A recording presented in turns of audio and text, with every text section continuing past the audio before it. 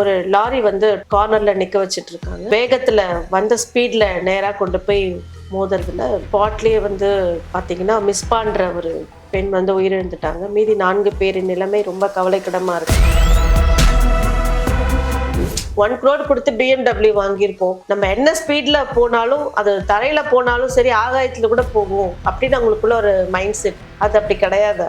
அது மட்டும் இல்லாம அந்த 2 வண்டியுமே உங்க ரேஸ் மாதிரி போயிருக்காங்க. தூக்கத்துல வண்டி ஓட்டினாலும் ஆக்சிடென்ட் ஆயிருக்கும், ஓரமா நிக்க வச்சதாலையும் ஆக்சிடென்ட் ஆயிருக்கு. இந்த மாதிரி ஒரு லாரி வந்து நிக்க வச்சது சரியா தவறா அப்படின்னு அது பாத்தீங்கன்னா அது உண்மையிலே வந்து நெக்லிஜென்ஸ் தான். ஸோ கவனம் இல்லாம அவங்க அஜாக்கிரதையா நிக்க வச்சது தவறுதான். படிக்கும் போதே இவ்வளவு வந்து ஒரு சொகுசு கார் எல்லாம் வந்து அவங்களுக்கு கொடுக்க வேண்டிய அவசியமே இல்லை. அந்த விஷயங்களை பெற்றோர்கள் தவிர்த்திருக்கலாம். அந்த வண்டி ஓட்டிட்டு போன நபர் காப்பாற்றப்பட்டால் அவர் மேலும் வழக்கு பாயுமா? ஃபாஸ்டா போயிருக்க மேலையும்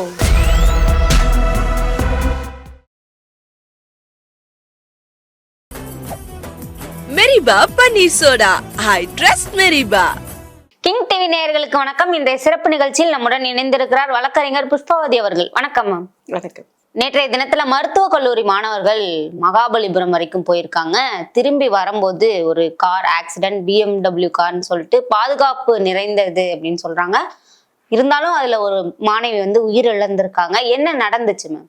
நானுமே அந்த நியூஸ் பார்த்திருந்தேன் நேத்து. 5 பேர் ஒரு கார்ல போயிருக்காங்க, இன்னொரு 5 பேர் வந்து இன்னொரு கார்ல போயிருக்காங்க அப்படின்னு நியூஸ் பார்த்திருந்தேன். அதுல வந்து பாலாஜின்றவர் வந்து கோயம்புத்தூரை சேர்ந்த பாலாஜின்றவரின் மகன் அபிநந்தன். அவர் வந்து நம்மளுடைய குரோம்பேட்டையில் உள்ள பாலாஜி மெடிக்கல் காலேஜ்ல வந்து மருத்துவம் படிச்சுட்டு வராங்க. அதுக்கப்புறம் அவங்களோட ஃப்ரெண்ட்ஸ் ஒரு 4 பேர், மொத்தம் 5 பேர் கார்ல போயிருக்காங்க. ஸோ மகாபலிபுரம் போய் டின்னர் சாப்பிட்ருக்காங்க. டின்னர் சாப்பிட்டுட்டு அதுக்கப்புறம் பீச்சில் போயிட்டு எல்லாம் சேர்த்து பேசிட்டு வரும்போது அரௌண்ட் ஒரு 3 o'clock. ஸோ ரிட்டர்ன் வந்துட்டு இருக்கும் போது திருப்போரூர் களவாக்கம் என்ற திருப்போரூர் களவாக்கம் அந்த பைபாஸ்ல வரும்போது ஒரு லாரி வந்து ட்ரக்கு கார்னர்ல நிக்க வச்சிட்டு இருக்காங்க. அது அவங்க பார்க்காம வேகத்துல வந்த ஸ்பீட்ல நேரா கொண்டு போய் மோதுறதுல அதுல ஸ்பாட்லயே வந்து பாத்தீங்கன்னா மிஸ்பான்ற ஒரு பெண் வந்து உயிரிழந்துட்டாங்க. மீதி 4 பேரின் நிலைமை ரொம்ப கவலைக்கிடமா இருக்குன்னு நியூஸ்ல பார்த்திருந்தோம் எல்லாருமே. ஆக்சுவலா இந்த 2 கார்களுமே அதிவேகமா, அதாவது ரேஸ் மாதிரி விட்டுட்டு வந்திருக்காங்கன்ற மாதிரி சொல்றாங்களே. எப்பவுமே பாத்தீங்கன்னா ஒரு ஒரு ஈவனா போயிட்டே இருந்துச்சுன்னா உங்களுக்கு நம்மளோட அந்த காரோட கண்ட்ரோலா இருக்கட்டும், எது நம்மளுடைய கண்ட்ரோல்ல இருக்கும். ஸோ அது இல்லாம அந்த ஸ்பீடா போறது அன்டைம். ஸோ எங்க வந்து எந்த வண்டி நிக்க வச்சிருப்பாங்கன்னு தெரியாது. ஸோ நான் இதுல என்ன சொல்ல வரேன் அப்படின்னு பாத்தீங்கன்னா, ரொம்ப வேகமா போறது வந்து உண்மையில ரொம்ப மிக ஆபத்து. பட் ஆனா இவங்களுக்கு கூட ஒரு கான்ஃபிடென்ட் இருக்கும். 1 crore கொடுத்து BMW வாங்கியிருக்கோம். நம்ம என்ன ஸ்பீட்ல போனாலும் அது தரையில போனாலும் சரி ஆகாயத்துல கூட போகும் அப்படின்னு அவங்களுக்குள்ள ஒரு மைண்ட் செட். அது அப்படி கிடையாது. ஆனா எதுவுமே சரி அது ஒரு அதனுடைய லிமிட்டை தாண்டி போகும்போது இவங்க கையில அது கண்ட்ரோல்லே இருக்காது. அது மட்டும் இல்லாம அந்த 2 வண்டியுமே உங்க ரேஸ் மாதிரி போயிருக்காங்க. நீ முன்னாடி போறதா, நான் பின்னாடி இல்ல நான் தான் முன்னாடி போகணுன்ற மாதிரி போயிருக்காங்க. அதுவுமே மிகவும் தவறு. ஏன்னா இவங்க எல்லாருமே படித்த மாணவர்கள். நாளைக்கு இந்த மாதிரி ஆக்சிடென்ட் ஆகி பாதிப்புப்பட்டவர்களுக்கு சிகிச்சை அளிக்கக்கூடிய நபர்கள் இவங்க. ஸோ அப்ப அவங்க இன்னும் எவ்வளவு கான்சியஸா இருக்கணும். ஸோ இப்படி போனா வேகம் வந்து விவேகம் இல்லை அப்படின்றது எல்லா இடத்துலயும் எழுதி வச்சிருக்காங்க. அது இவங்களுக்கு தான் முக்கியமா தெரியணும், இவங்களுக்கு தான் தெரியும். பட் ஆனா அவங்க அதையெல்லாம் மறந்து இல்ல நாங்க இப்படிதான் நாங்களே போவோம், எவ்வளவு ஸ்பீடு வேணாலும் நம்ம போலாம்னு நினைச்சதுல அப்பெல்லாம் நினைச்சதே ஃபர்ஸ்ட் தவறுன்னு நான் சொல்லுவேன். ஏன்னா இந்த மாதிரி ரோட்ல வந்து ரூல்ஸ் ஃபாலோ பண்ணாம விபத்து நடப்பவர்களுக்கு சிகிச்சை அளிக்கக்கூடிய ஒரு கடவுளுக்கு ஈக்குவலா இவங்க இருக்கிறவங்க. ஸோ இவங்க அந்த மனதை ஒருநிலைப்படுத்தி இப்படிதான் இருக்கணும், சில விஷயங்கள் எல்லாம் ஒரு எல்லை மீறி போகக்கூடாது அப்படின்றத வந்து இவங்க அது எப்பவுமே இவங்க மைண்ட்ல இருக்கணும். அது யூஸ்வலா பைபாஸ்னாவே ஸ்பீட் அதிகமா தானே ஓட்டிட்டு போவாங்க. அதுக்கு எல்லாம் இல்ல, உங்களுக்கு எல்லா பைபாஸ்லயுமே உங்களுக்கு அங்கே ரூல்ஸ் எழுதி போட்டிருக்காங்க, இவ்வளவு ஸ்பீட் லிமிட்னு. இப்ப எல்லா இடத்துலயுமே உங்களுக்கு அதை எழுதி வச்சிருக்காங்க. If you can that beyond the உங்களுக்கு அந்த ஸ்பீட் லிமிட்னா ஆட்டோமேட்டிக்கா உங்களுக்கு ஃபைன் வந்துடும். ஸோ அந்த மாதிரில போக்குவரத்து துறையில நிறைய சில விஷயங்களை கொண்டு வந்திருக்காங்க. ஓகேவா? இது வந்து நீங்க இன்னொரு விஷயம் பாத்தீங்கன்னா என்ன கேட்டிருந்தாங்க, இந்த மாதிரி ஒரு லாரி வந்து நிக்க வச்சது சரியா தவறா அப்படின்னு. அது பாத்தீங்கன்னா அது உண்மையிலே வந்து நெக்லிஜென்ஸ் தான். ஸோ கவனம் இல்லாம அவங்க அஜாக்கிரதையா நிக்க வச்சது தவறுதான். அதுக்குன்னு சில இடங்கள் இருக்கு. ட்ரக்ஸ்க்கு வந்து அவங்க நிறுத்தி அவங்க தூங்குறதுக்கும் அவங்க அந்த ஃபுட் எடுக்கிறதுக்கும் எல்லாத்துக்குமே சில இடங்கள் அவங்களுக்காக ஒதுக்கப்பட்டிருக்கு. அந்த மாதிரி இடத்துலதான் அவங்க கொண்டு போய் அதை நிறுத்தி இருக்கணும். இது ஒரு ஹைவே வந்துட்டு இருக்கு. அந்த இடத்துல யாருமே அதை நினைச்சிருக்க மாட்டாங்க.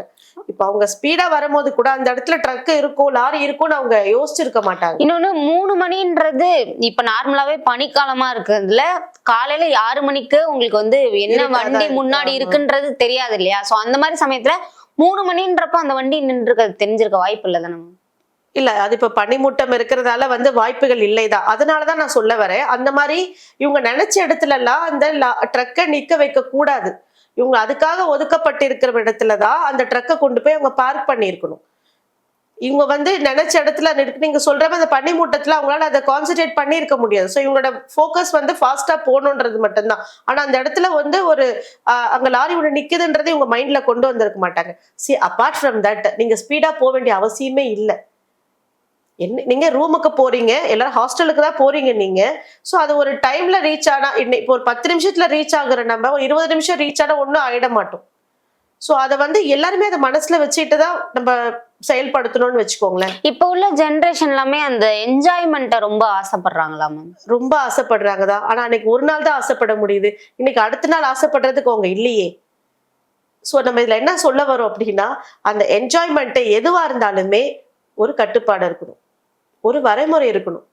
இதுதான், அதெல்லாம் இருந்தா வாழ்க்கை உங்களுக்கு ஸ்மூத்தாவே போயிட்டே இருக்கும். இதெல்லாம் நான் ஃபாலோ பண்ண மாட்டேன், ரூல்ஸ் ஃபாலோ பண்ண மாட்டேன், நீ சொன்னதை நான் கேட்க மாட்டேன், ஸ்பீடா தான் போவேன்னா அப்போ ஒரே நாள்ல உங்களோட என்ஜாய்மெண்ட் முடிஞ்சு போகும். நம்ம பல வருடங்கள் சந்தோஷமா இருக்கணும், பல வருடங்கள் நம்ம கூட இருக்கிறவங்களையும் சந்தோஷமா வச்சுக்கணும். வாழ்க்கை வந்து அமைதியா போகணும்னு நினைச்சா சில விஷயங்களை நம்ம ஃபாலோ பண்ணி தான் ஆகணும். இப்போ இந்த இடத்துல கூட அந்த டிரைவர் வந்து தூங்கிட்டு தான் இருந்திருக்காரு. அவருக்கு அந்த அலுப்பின் காரணமா தூக்கம் வந்துச்சுன்னு சொல்றாங்க. ஆனா இப்ப அவர் கைது செய்யப்பட்டிருக்காருல்ல மேம், அது எந்த அடிப்படை? ஏன்னா இப்ப நான் உங்ககிட்ட சொன்ன மாதிரி அவர் அந்த ப்ராப்பரான இடத்துல நிக்க வைக்கல. அந்த ட்ரக்குக்கு உரிய இடத்துல அவர் அதை ஸ்டாப் பண்ணல. அவர் நினைச்ச இடத்துல அந்த இடத்துல ஓரமா நிக்க வச்சு அது காலாஸ்திரிக்கு வந்து போயிட்டு இருக்கு. விறகு கட்டையெல்லாம் எடுத்துக்கிட்டு போயிட்டு இருக்காங்க. ஸோ இங்க இருந்து மோர் தென் ஒரு 200 கிலோமீட்டர்ஸ் மேல வரும் அந்த இடத்துக்கு அவங்க போகணும்னா. ஸோ அவர் அந்த டைம்ல அவர் ரெஸ்ட் எடுக்கிறார். பட் ரெஸ்ட் எடுக்கிறது தப்பு கிடையாது. ஆனா எங்க ரெஸ்ட் எடுக்கணும்ன்றதான் யோசிச்சிருந்துருக்கணும். இப்ப பரவலாவே சென்னையில பாக்குறோம், பார்க்கிங் நிறைய இடங்கள்ல இல்லாம ரோடுகள்ல வந்து பார்க்கிங் பண்ணி வச்சிருக்காங்க. இப்ப அந்த வாகனமுமே சாலை ஓரத்துலதான் இருந்திருக்கு. இது ரோந்து பணிக்கு இருக்கக்கூடிய போலீஸ் எல்லாம் பார்த்திருக்கணுமா? உங்களோட நெக்லிஜென்ஸும் சொல்லலாமா மேம்? சொல்லலாம். ஏன்னா உங்களுக்கு ரவுண்ட்ஸ்ல இருக்க போலீஸ் கூட ஹைவேன்றதால அது கண்டினியூஸா போலீஸ் உங்களை ஃபாலோ பண்ணுவாங்களா, அவங்க எங்க வண்டி நிக்க வச்சிருக்குன்றத பாப்பாங்களான்றது நம்ம சொல்ல முடியல. பட் ஆனா அவங்க அதை பார்க்கணும். இப்போ ஆக்சிடென்டல் ஜோனா இருக்கட்டும், ஸோ இந்த மாதிரி வண்டிகள் எங்கேயாவது நிக்க வச்சிருக்காங்கன்றத ஃபாலோ பண்ண வேண்டியது அவங்களுடைய கடமை தான். இன்னொரு விஷயம் என்னன்னு பாத்தீங்கன்னா, இந்த இடத்துல தான் நான் உங்களுக்கு சொன்ன மாதிரி ட்ரக்ஸுக்குன்னு எங்க பிளேசஸ் இருக்கோ அங்கதான் இவங்களுமே ஸ்டாப் பண்ணியிருக்கணும். பட் ஆனா அது அந்த அளவுக்கு அவரு அதை யோசிக்கல. தூக்கம் வருதுன்னு ஒரு இடத்துல கொண்டு போய் நிறுத்திட்டார். இன்கேஸ் அந்த இடம் லாங்ல இருந்து அங்க போக முடியாம தூங்கிட்டு ஆக்சிடென்ட் ஆயிருன்னு கூட அவங்க நடிச்சிருக்கலாம்ல. அதுதான், அதனால அவர் தூக்கத்துல வண்டி ஓட்டினாலும் ஆக்சிடென்ட் ஆயிருக்கும், ஓரமா நிக்க வச்சதாலையும் ஆக்சிடென்ட் ஆயிருக்கு. ஏன்னா இவங்க இதை சரியா பார்க்காததால, இவங்களுடைய அஜாக்கிரதை, வண்டி ஓட்டிட்டு வந்தவங்களுடைய அஜாக்கிரதையிலும் எதிர் இருக்கு. ஓகேவா? உங்களுக்கு அட்லீஸ்ட் உங்களுக்கு அவங்களுடைய கண்ட்ரோல்ல வண்டி இருந்துச்சுன்னா நீங்க அதை வந்து ஒரு ஸ்லோவாவது போயிருந்துப்பீங்க. ஸ்லோவா போயிருந்தீங்கன்னா கண்டிப்பா உங்களுக்கு அது கண்ட்ரோல்ல இருந்திருக்கும். உங்களுக்கு ஓவர் கான்ஃபிடென்ட், BMW தானே, எவ்வளவு ஃபாஸ்டா வேணாலும் போகலாம், என்ன போனா நம்ம சேஃப்டியா இருப்போம் அப்படின்ற மாதிரி உங்களுக்கு ஒரு கான்ஃபிடென்ட். பட் ஆனா அந்த மாதிரி கான்ஃபிடென்ட் வந்து இருக்கக்கூடாதுன்றதான் இது ஒரு லெசன் நமக்கு. இப்ப அந்த வண்டி அங்க நிக்க வச்சிருக்கிறதுமே அவங்களும் பாத்தீங்கன்னா லீகலா அவங்க அரெஸ்ட் பண்ணியிருக்காங்க. இப்போ அண்டர் செக்ஷன் IPC படி பாத்தீங்கன்னா 304AA வரும். அதுக்கப்புறம் பார்த்தீங்கன்னா 337, 338. ஸோ அவங்களுக்கான காயங்கள் ஏற்படுத்துதல், இறப்புக்கான காரணமாக இருந்தது, இந்த மாதிரி செக்ஷனில் தான் அவங்களை அரெஸ்ட் பண்ணியிருப்பாங்க. அந்த வண்டியில போனவங்க வந்து சீரியஸா இருக்காங்க அப்படின்னு சொல்லியிருக்காங்க. இன்கேஸ் அந்த வண்டி ஓட்டிட்டு போன நபர் காப்பாற்றப்பட்டால் அவர் மேலும் வழக்கு பாயுமா மேம்? ஃபாஸ்ட்டாக போயிருக்க மேலேயும் கண்டிப்பாக அவர் வந்து ஒரு லிமிட்டுக்கு மேலே, இப்போ அவர் இப்போ ட்ரீட்மெண்ட்ல இருக்கிறதால நம்ம அதெல்லாம் சொல்ல வேண்டிய சூழ்நிலை இது கிடையாது. அவங்க சரியாகி வரணுன்றதான் நம்ம வேண்டிக்கிறோம். இப்ப ஸோ லாரி வந்து அண்டர் செக்ஷன் படி, நான் சொன்ன செக்ஷன்ஸ் படி அது வந்து பனிஷபிள் தான் ஆகும். 2 years வரைக்கும் இம்ப்ரெசன்மெண்ட், 337, 338 அந்த செக்ஷன் 304 AA IPC படி அவர் வந்து இப்போ அரெஸ்ட் பண்ணியிருக்காங்க. சரி, நான் எல்லாத்துக்குமே நம்ம பொதுவாக என்ன சொல்ல வரோம்னா, வாழ்க்கை வந்து ரொம்ப ரொம்ப காலங்களுக்கு வந்து நம்ம வாழணும்னு நினைக்கணும், சிறப்பாக வாழணும். நல்லா இப்போ அவங்க ஒரு மருத்துவ இப்போ ஒரு 5 டாக்டர்ஸ், கிட்டத்தட்ட 10 டாக்டர்ஸ் போயிருக்காங்க. இவங்க எல்லாமே சொசைட்டிக்கு சர்வ் பண்றதுக்காகவோ, ஒரு ஃபேமிலி அவங்கள நம்பி அந்த ஒரு 10 குடும்பங்கள் வந்து காத்திருக்கு. இதுல பாத்தீங்கன்னா ஒருத்தர் கோயம்புத்தூர், ஒருத்தர் வந்து கேரளா, இந்த மாதிரி பல ஊர்ல இருந்து வந்து அவங்களுடைய பேரண்ட்ஸா இருக்கட்டும், எல்லாருமே ஒரு அவங்கவுங்க வேலைகளை அவங்க கஷ்டப்பட்டு பொருளாதாரத்துக்கு நிலைமையை மீறி குழந்தைங்களை படிக்க வைக்கிறாங்க. இது எல்லாமே அந்த குழந்தைகள் வந்து அதை மனசுல வச்சுக்கிட்டு வாழ்க்கையில படிக்கிறது மட்டும்தான், அதுக்காக நாங்க படிக்கிறத மட்டும் செய்யணுமா, நாங்க சந்தோஷமா இருக்கவே கூடாதா அப்படின்னு கேள்வி கேட்டா, அவங்கள சந்தோஷமா இருக்கிறதுக்கு இதுதான் சந்தோஷம் கிடையாது.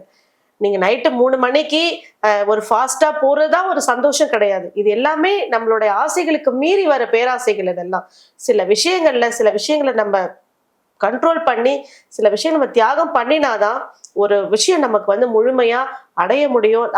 அடைஞ்ச பலனையும் பாத்தீங்கன்னா எல்லாராலையும் அது மகிழ்ச்சியா இருக்க முடியும், மகிழ்ச்சியா அதை ஏத்துக்க முடியும். இதை வந்து இன்றைய மாணவர்கள் அனைவருமே வந்து மனதுல வச்சுட்டு அப்படி நடந்தாதான் வாழ்க்கையும் வந்து பாத்தீங்கன்னா அவங்களுக்கும் ஒரு மகிழ்ச்சியான இருக்கும்ன்றது என்னுடைய கருத்து. ஸோ பெற்றோர்களும் இதை கவனிச்சிருக்கணும் மேம். இப்போ பெற்றோர்கள்ட்ட சொல்லாம போனனால ஒரு பெண்ணோட உயிர் வந்து போயிருக்கு. இப்போ அந்த குடும்பம் எவ்வளவு கஷ்டப்பட்டு இருப்பாங்க. இப்போ நம்ம சந்தோஷத்துக்காக அந்த குடும்பத்தை வந்து கஷ்டப்படுத்துறாங்க. இப்போ இது கொஞ்ச நேரத்துக்கு முன்னாடி உங்களுக்கு சொன்ன மாதிரி, ஸோ அந்த குழந்தைகள் தான், இன்றைய மாணவர்கள் தான் அதை மனசுல வச்சுக்கணும். இதுல பெற்றோர்கள் என்ன பண்ண முடியும்? எல்லா பிள்ளைகளும் படிச்சுட்டு இருக்காங்க தான். ஒவ்வொருத்தர் கோயம்புத்தூர்ல இருக்காங்க, ஒருத்தர் கேரளால இருக்காங்க, ஒரு ஈரோடுல இருக்காங்க. ஸோ பல இடங்கள்ல இருந்து அந்த குழந்தைங்களை படிக்க வைக்கிறாங்கன்னா அவங்க எல்லாருமே நினைச்சிட்டு இருப்பாங்க பையன் காலேஜ்ல இருப்பா, ஹாஸ்டல் இருப்பாங்க, இல்ல ஒரு ஃப்ரெண்ட்ஸ் வீட்டுக்கு போனா ஃப்ரெண்ட்ஸ் வீட்ல இருப்பாங்க. ஸோ இந்த மாதிரி ஒரு அன்டைம்ல வெளியில போறது, ஒரு டைமுக்கு மேல ஒரு நிகழ்ச்சிகள் பண்ணிட்டு, இதெல்லாம் வந்து பேரண்ட்ஸுக்கு தெரியாது இல்ல. பேரண்ட்ஸுமே நாங்க இதெல்லாம் செய்வாங்கன்ற அவங்க என்ன நினைச்சுக்க, பிள்ளை அப்படிலாம் கிடையாது, பிள்ளை இல்ல ஹாஸ்டல்ல தான் இருக்கும் அப்படின்னு அவங்க நினைச்சிட்டு இருப்பாங்க. இன்னொன்னு பாத்தீங்கன்னா, எனக்கு ஒரு ஸ்டூடெண்ட்ஸ் படிக்கும் போதே இவ்வளவு வந்து ஒரு சொகுசு காரெல்லாம் வந்து அவங்களுக்கு கொடுக்க வேண்டிய அவசியமே இல்லை. அந்த விஷயங்களை பெற்றோர்கள் தவிர்த்திருக்கலாம்.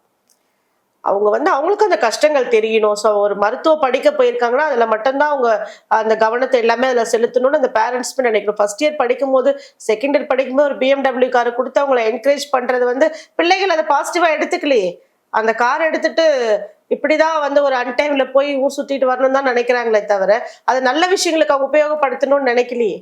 பெற்றோருமே வந்துட்டு சரி ஓகே ஒரு கார் இருந்தா அவங்களுடைய அந்த ஓகே நம்மளோட சொசைட்டில அவங்களுக்கு ஒரு டிக்னிட்டிஃபையா இருக்கும்னு நினைச்சிட்டு கொடுக்குறாங்க பிள்ளைங்களுக்கு. பட் ஆனா பிள்ளைங்க அதை வேற விதமா தானே எடுத்துட்டு போறாங்க. ஸோ சில விஷயங்களை நம்மளும் வந்து ஒரு குறிப்பிட்ட காலம் வரைக்கும் அதெல்லாம் தவிர்க்கணும்ன்றது பெற்றோர்களுமே வந்து அதை மனதில் வச்சுக்கணும். அதையுமே இதுவரை எங்களுடன் பல்வேறு கருத்துக்களை பகிர்ந்தமைக்கு நன்றி. வணக்கம். மெரிபா பன்னீர் சோடா, ஐ ட்ரஸ்ட் மெரிபா.